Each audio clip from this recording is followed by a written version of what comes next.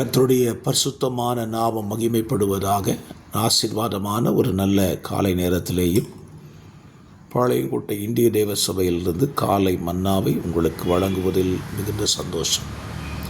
கிருபையாய் கர்த்தர் கூட்டி கொடுத்திருக்கிற நாளுக்கு கர்த்தரை ஸ்தோத்திரம் பண்ணுவோம். இந்த நாள் அக்டோபர் மாதம் 23 வியாழக்கிழமை காலவேளை. இந்த காலவேளைக்கான தியான பகுதி 2 சாமுவேல் 3வது அதிகாரம். இந்த அதிகாரத்தில் அப்னேரும் தாவீதும் உடன்படிக்கை பண்ணி கொள்ளுகிறதும் அப்னேரை யோவாப் கொன்று போடுகிறதுமான ஒரு சம்பவம் இந்த அதிகாரத்தில் இருக்கிறது. இந்த காலவெளியிலே நாம் ஒரு வசனத்தை தியானிக்கலாம்.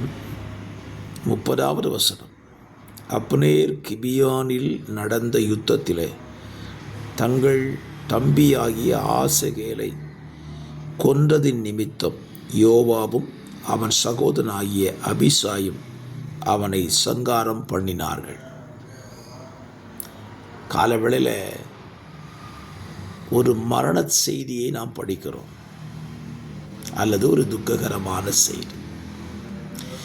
இதிலிருந்து தேவன் நம்மோடு கூட என்ன பேச விரும்புகிறார் அப்படின்னு கேட்டிங்கன்னா, பழி வாங்குதல் நமக்குரியது அல்ல.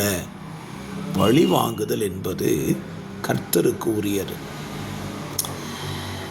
அப்னேர் தன்னுடைய நடந்த யுத்தத்திலே யோவாபின் தம்பியாகிய ஆசகேல் அப்னேரால் கொல்லப்படுகிறான்.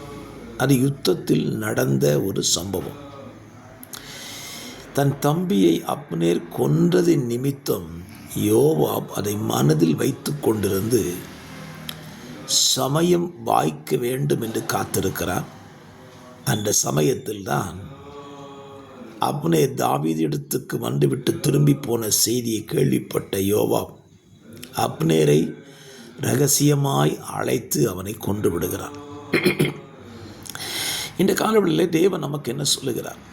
நமக்கு தீங்கு இழைத்தவர்களை நாமும் தீங்கு இழைக்க வேண்டும் என்று சிந்திக்கக்கூடாது.